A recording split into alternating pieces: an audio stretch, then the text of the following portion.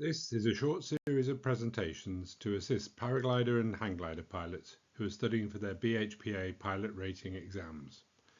This series is on flight theory and instruments.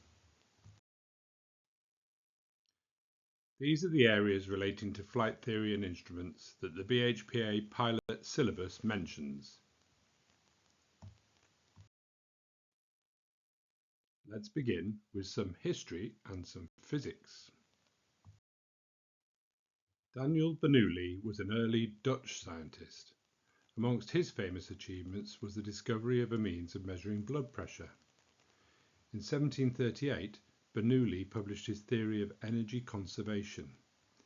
It is this theory that explains the operation of the carburettor in the internal combustion engine and, of relevance to free-flying people, his theories explain the way that an aerofoil creates lift. As we'll see in a moment, his principles of energy conservation dictate that when the velocity of a fluid increases, its pressure decreases. Another scientist, Giovanni Battista Venturi, in 1797, described the effect by which any constriction to fluid flow causes the velocity of that fluid to increase. The principles established by Bernoulli just a few years earlier dictate that alongside this increase in velocity is a drop in pressure. This is known as the Venturi effect.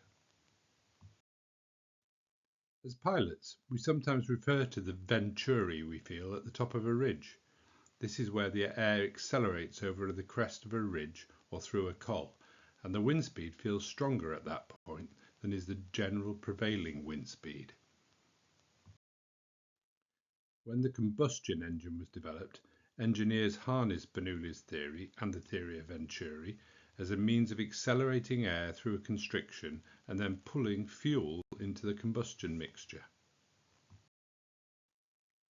For an aerofoil, air is accelerated over the upper surface of the wing such that the pressure above the aerofoil is less than the pressure of the air beneath the airfoil.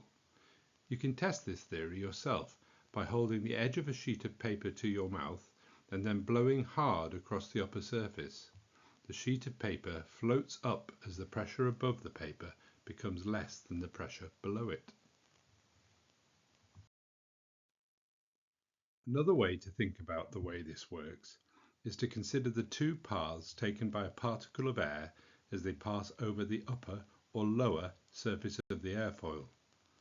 The upper particle has to travel further and faster, and particles inevitably move apart from each other.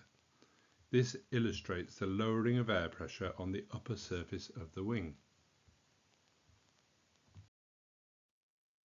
The other famous founder of science who is relevant in any discussion of the physics of flight is Sir Isaac Newton.